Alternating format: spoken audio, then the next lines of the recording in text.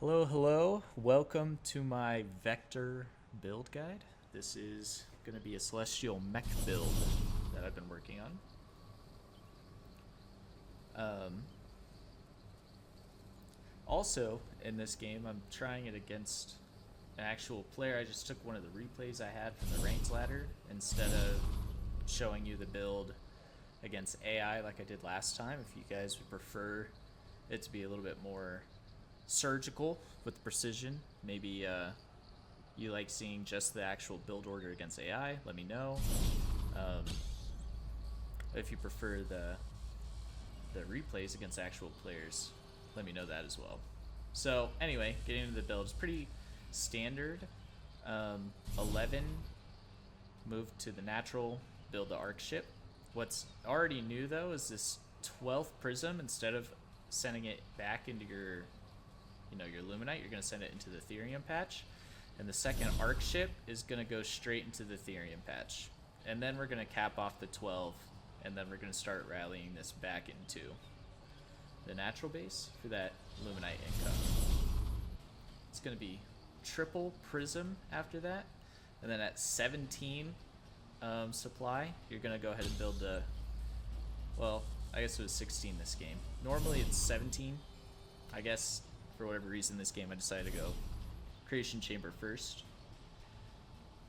As soon as this creation chamber ends, you should be at 20-21 supply. It's probably 21 this game, and you'll have enough Therium 50 for the Star Forge. You'll start that immediately once you have the creation chamber complete. That's why it sucks I started this a little late. You really want to start this at 16.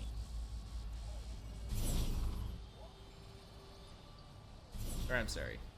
That's I don't know. I'm already getting mixed up. But anyway.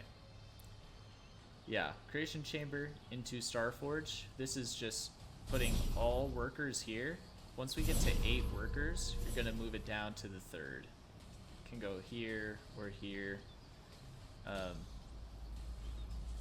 And of course that's going to be map dependent, but it's going to go down to the 3rd base, and you're going to put 4 more workers into Luminite, and follow it up with more Therium production after that, which I'll showcase once we get there. And it's totally fine to be out of power. It doesn't affect you negatively at all. You just can't build. So you got to get this down while this is traveling over, so you can get your Ascension matrix down right at 29 supply. You'll have enough Therium and Luminite for it after you started your first prism. We scouted him this game, by the way. Sometimes you want to wait on the Ascension matrix and you want to build the second vector so you can start, building army up quicker if they're going like, if they're going mech bays and stuff. You already know what they're planning on building. It's going to be hedgehogs. So in that case, I like to get my vectors as soon as possible, but when I saw he just had a barracks, a Stormgate will activate soon, and then was building his natural without overdriving the servos, I felt safe enough to go for the Ascension Matrix before the second vector. Which is nice, because then I get to start the upgrade right away when it completes. It's normally at 45 supply, but because I built it a little early, got down to 43 supply. So the upgrade's coming up, and we're pumping out vectors. Once we get to, I like 4 vectors. We're usually pretty good at fighting and harassing pretty much whatever their units are. And I also would build my 3rd arc ship at this point, so I can really start pumping bases out behind the vectors. This is a pretty active playstyle. It's hard to, like I mentioned before really quick, before I finish my thought, 4 on Luminite, and then we start pumping back into Therium over here so that we can afford vectors in 3s and eventually in 5s as we get our 3rd Starforge going. But this is going to make a couple more workers for Therium over here, and then it's going to upgrade into the tier 2 arc ship while this floats over to the 4th base. And then I have a couple strategies I like to do with my vectors once they're out. I'm going to pop up here, look at what he's got. I see that he's got way more than what I can fight, so I jump away. Vectors are going to take that double damage, or the 50% bonus damage, after they recall. So just something to keep in mind. But the strategy I like to do, pop up, see what they have going. If they're building a third, I like to harass this third out, and they wouldn't have so many units usually. Otherwise, I like to come over here, and you can do a scan.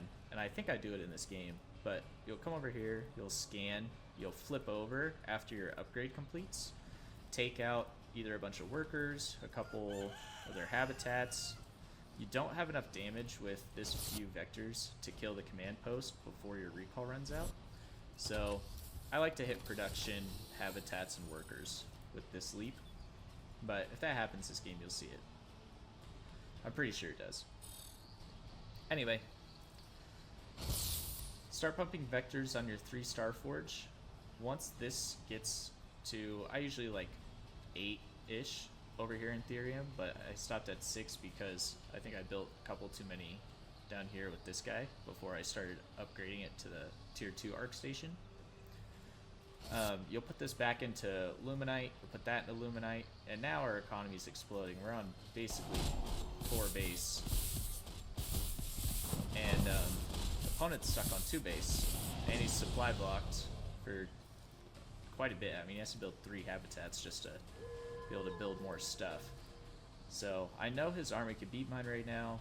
That's why I'm not engaging with him directly. I'm just trying to do this little poke chip damage.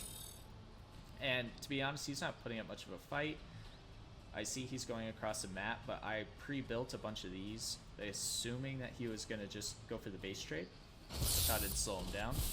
And now I'm going to run in and go for all the production, and that's it. It's a wrap. He can't respond. By the time he gets back, he will have lost all his workers, all his production, been super supply blocked. If he decides to try and fully base trade, I would have just cleared out a lot of the production, gone back and traded my army down against his, while still pumping out of 5 star forges.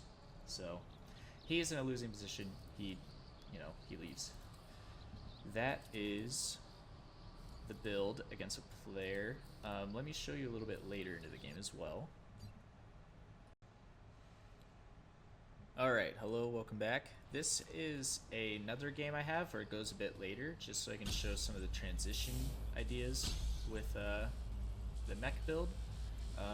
Had the same early game, double star forge, built the 3rd arc ship. I'll be going to tier 2 arc ship soon, and I'm pretty sure these are already upgraded. Yeah, they've already got the speed and recall upgrade.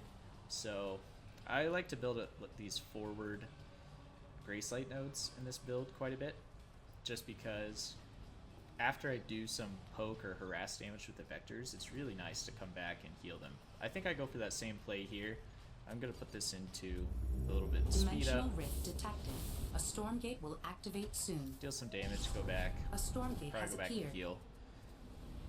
I like Legion holes a lot. I think that they go really well, and since you already have this Ascension Matrix, you can start upgrading Animancers and get that Dark Prophecy for the, basically the Storm effect in this game. I'm harassing outside bases and getting Stormgates where I can, but as you can see, I have a bit of a lead here. I can't fight against these Lancers. They're not Lancers. What's this unit called again? A Vulcan. I can't fight against the Vulcans very well with a bunch of vectors, so I have to just run away when I see them. I do get lucky and I end up getting away with a lot of the vectors at low health. But he's on 4 base and pretty stabilized. I'm on 5 base. We'll be going to 6 base here soon. I'd say I'm a lot less stable, and this is a big mistake. I think I pulled them away when I knew the Vulcans were coming, but I meant to attack with them instead of just put them into a corner and, now they're all going to get hit by the AoE from the Vulcans. So a couple big mistakes by me make this game closer. I do have the Legions all done now, and I'm going to start pumping these Seraphims. They're flying units, and so Vulcans can't shoot up. Vectors will do a good job against his hedgehogs on the ground. Seraphims will take over the Vulcans from the top. I'm just going to fast forward right towards the end of the game. I think I do end up getting a really nice storm here. And then, yeah, that's the game. But it was a close game. It's a fun game. I love the vector play style because it's so active. You're just all over the map the whole time, harassing their outside bases while expanding out yourself. You have really fun base trades with this style quite often. So anyway, let me know what you guys think, and good luck with the builds.